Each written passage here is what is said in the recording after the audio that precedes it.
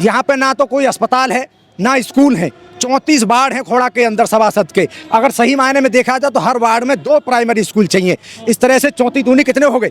34 दूनी 68 हमें स्कूल चाहिए। इसी तरह से अगर यदि हम अस्पताल की बात है तो हमें कम से कम 2 अस्पताल हमें बड़े चाहिए और 4 हमें एक यूनिवर्सिटी चाहिए और 2 हमें एक कन्याओं के लिए, एक लड़कों के लिए हमें इंटर कॉलेज चाहिए। तब कहीं खोड़ा की जनता को लगेगा कि हम विकसित भारत में जी रहे हैं, आज़ाद भारत में जी रहे हैं। लेकिन बिना पानी के कैसे जी रहा है खोड़ा? देखिए, जिस तरह के टैंकर लगे हुए हैं, इन्होंने टेम्परेरी व्यवस्था कर दी। टैंकर हफ्ते में 2 बार पानी दे देते हैं। हफ्ते में 2 बार पानी से कोई समाधान नहीं हो जाता। जैसे कि हर घर में उन्होंने जो खोड़ा के पानी को प्योरिट करके काम चलाओ, उनको पानी बांटा जा रहा है, उससे कोई काम नहीं चलता। जैसे तैसे खोड़ा की जनता अपनी समस्याओं से जूझ रही है और जी रही है। इसको जीना नहीं कहते, ये नारकीय जीवन है। इसके समाधान का समय बहुत जल्दी निकट आ चुका है। जो यहाँ के सांसद हैं, विधायक हैं, जिनको आप वोट देते हो, जिनको चुनते हो, आप उनसे क्यों डिमांड करते हो इतनी सारी? देखिए, चुनाव के टाइम पे वो आते जरूर हैं, सारे वादे करते जरूर हैं, लेकिन वादों पे कभी वो अमल नहीं करते। उनको पता है कि जो शक्तिशाली वर्ग है वो तो उनसे समस्याओं के समाधान के लिए कह ही नहीं रहा है, और गरीब आदमी की सुनेगा कौन? इस सरकार ने अभी तक किसी गरीब के लिए कोई समस्या का समाधान नहीं किया। अमीर लोग तो पहले इतने अमीर है कि अपनी समस्याओं को समाधान अपने पैसे के द्वारा कर लेते हैं, इसलिए गरीब गरीब बना हुआ है, अमीर अमीर बना हुआ है। और सरकार के नुमाइंदे आज पता नहीं कौन सी गोली खा के सोए हुए हैं, वो जागने को राजी नहीं है, कुंभकर्णी नींद में सोए हुए हैं। मैं समझता हूँ कि आंदोलन के माध्यम से वो जगेंगे, उनकी नींद खुलेगी। खोड़ा बिल्कुल निष्क्रिय जनता बिल्कुल सोई हुई है और अपने हक अधिकार के लिए बिल्कुल भी कोई काम नहीं कर रही है। और ऐसी स्थिति में शासन प्रशासन और जिनको वोट दी हमने वो सब निष्क्रिय हो चुके, कोई भी काम करने को राजी नहीं है। सारे वादे उनके झूठे होते चले जा रहे थे।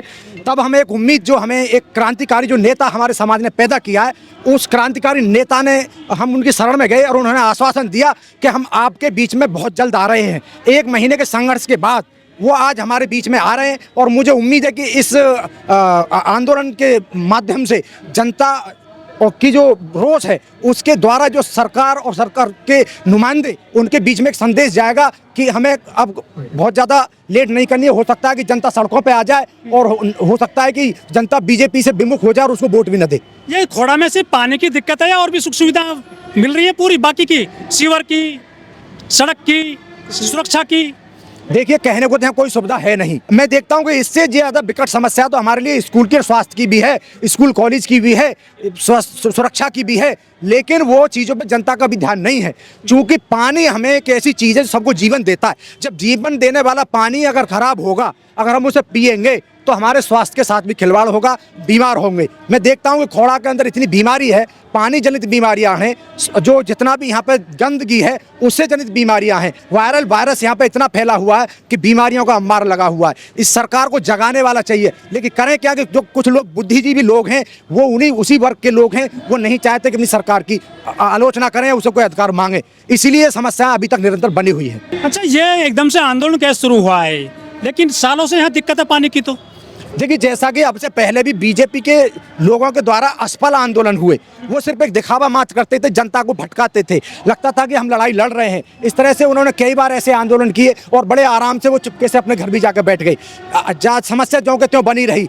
अब एक आफ्ताब अली जो नाम का लड़का, उसके अंदर उसको समाज ने सपोर्ट किया, उसने समाज को जागरूक किया, उसके माध्यम से आज ये बहुत बड़ा आंदोलन जो बना है। मैं समझता हूँ कि इसके माध्यम से खोड़ा की समस्याओं का समाधान शुरू हो जाएगा और बहुत जल्द इसके परिणाम भी आने लगेंगे। खोड़ा कॉलोनी में कितने वोट हैं? क्या ये लोग वोट नहीं देते हैं अपने जनप्रतिनिधियों को? देखिए, यही तो इस सरकार की कामयाबी का राज है। इस खोड़ा के अंदर कम से कम 12 लाख की आबादी होने के बावजूद भी 1,80,000 कुल वोट हैं। उसमें से भी अधिकतर SC ST OBC के अधिकतर गरीबों की वोटों को काट दिया गया है और आज मैं समझता हूं कि उस वजह से वो सत्ता में वापस आ जाते हैं, जीत जाते हैं। इसलिए उन्हें जनता की समस्याओं के समाधान के लिए कोई कदम नहीं उठाते। लेकिन खोड़ा के आसपास जो सेक्टर है या कॉलोनी है, या इंदिरापुरम हो, वसुंधरा हो, या नोएडा हो, या गाजीपुर हो, वहाँ तो सब जगह पानी अच्छा आता है। देखिए अभी तक भी जितने भी सेक्टर हैं उन्हीं के जो अच्छी जो जिंदगी जीने वाले लोग हैं, जो उच्च कोटि के लोग हैं, एक वर्ण जाति के लोग हैं, उन्हीं को उनमें सारी सुविधा दे दी गई है। कहने को तो खौड़ा सब उससे कभी पहले बसा हुआ था, चूंकि उन्होंने हमेशा इसको दरकिनार किया, इसकी अनदेखी की, इसमें कोई भी समस्या का समाधान आज तक नहीं किया। आप यहाँ के सेक्टरों में घूम कर देख लीजिए, हर समस्या का समाधान है, हर वहाँ पर सुविधा है। लेकिन खौड़ा के लिए कोई सुविधा का समस्याओं का समाधान के लिए कोई आगे नहीं आता है, और इनके ही जगाने के लिए आंदोलन चल रहा है। कुछ लोग कहते हैं कि एक मिसाल बना रखी है, कहावत है कि जिसे ना खाए घोड़ा उसे खाए खोड़ा। ऐसी जो मिसाल पेश करी गई है, घोड़े से तुलना कर दी है इसकी, खोड़ा कॉलोनी की। सुख सुविधाएं नहीं है, यहाँ पर जन सुविधाएं नहीं है, तो ये सरकार ने ध्यान नहीं दिया है। लोग चाहते भी नहीं है कि ये समस्याएं हल हो जाएं। सर देखिए, घोड़ा तो एक बहुत बड़ी चीज़ है, घोड़ा तो बहुत अच्छा खाना खाता है, लेकिन यहाँ कुत्ता बिल्लियों की तरह, जानवरों की तरह उनको पशुवत जिंदगी जीने के लिए मजबूर किया जा रहा है। मैं समझता हूँ कि आने वाले समय में ये जनता जगेगी, जिस दिन ये जनता जगेगी, जितनी यहाँ पर समस्याओं का जो ज्वालामुखी इनके अंदर जो दबा हुआ खौड़ा के अंदर, जिस दिन वो ज्वालामुखी फटेगा उस दिन इनकी आँख खुलेगी। और उस दिन ये मैं समझता हूँ कि उस दिन ये भारतीय जनता पार्टी जो सत्ता में जो बैठे हुए लोग, उनकी आँख खुलेंगी और वो यहाँ से उनको हराना पड़ेगा, और वो कभी यहाँ नजर नहीं आएंगे। उनको ये जनता उन्हीं को यहाँ से भगाएगी, क्योंकि उनके झूठे वादों से जनता बहुत ज़्यादा परेशान हो चुकी है। खोड़ा के आसपास हाईटेक सिटी हैं, नोएडा, दिल्ली, और ये वसुंधरा, इंदिरापुरम, वहाँ सारी सुख सुविधाएँ हैं। देखिए जहाँ पे सोसाइटी बनी हुई है, उन्होंने इसी के लिए वो सोसाइटी बनाई हुई है तो उनको फ्री में बसा दिया जाता है, क्योंकि हमेशा इस देश की सबसे बड़ी दुर्दशा यही रही है कि यहाँ पे हमेशा जातिवाद चरम पे रहा है। जो भी सरकार ये लोग बैठे हुए हैं, ये हमेशा हर चीज़ को जातिवाद के चश्मे से देखते हैं, धर्म के चश्मे से देखते हैं। जब भी इनके सामने समस्या आती है, धर्म का चश्मा लेकर पहुँच जाते हैं, धर्म का ढोल बजाने पहुँच जाते हैं। जरूरी है, धर्म जरूरी है। देखिए मैं समझता हूँ कि गरीब आदमी के लिए, पूरे खोड़ा के लिए, अमीर के लिए, हर किसी के लिए, जो भी पानी ही नहीं, यहाँ पे स्वास्थ्य हो, शिक्षा हो, रोजगार हो, पानी हो, हर चीज़ की बहुत ज़्यादा ज़रूरत है। देखिए कि कविता मैंने उन्हीं के लिए लिखी थी कि खोड़ा का इन्होंने क्या हाल बना दिया। पानी बिन बदहाल है खोड़ा, पानी बिन बदहाल है खोड़ा, हमको पानी तो दे दो, हमको पानी तो दे दो। पानी अधिकार हमारा, पानी जीवन की धारा, पानी अधिकार हमारा, पानी जीवन की धारा, हमको पानी तो दे दो। भीख नहीं तुमसे अपना हक मांगते हैं, मुश्किल है जीवन अपना सम्मान मांगते हैं। तुम दे दो सम्मान हमारा, हमको पानी तो दे दो, पानी तो दे दो, हमको पानी तो दे दो।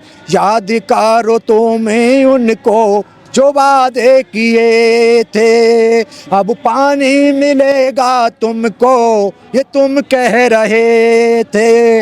मत तोड़ो विश्वास हमारा, हमको पानी तो दे दो। पानी बिन बदहाल है खोड़ा, हमको पानी तो दे दो। जब आएगा चुनाव तुमको वोट ना मिलेगा, जीत जाए कोई पर ये कमल ना खिलेगा। हमने छोड़ा साथ तुम्हारा, हमको पानी तो दे दो, पानी तो दे दो।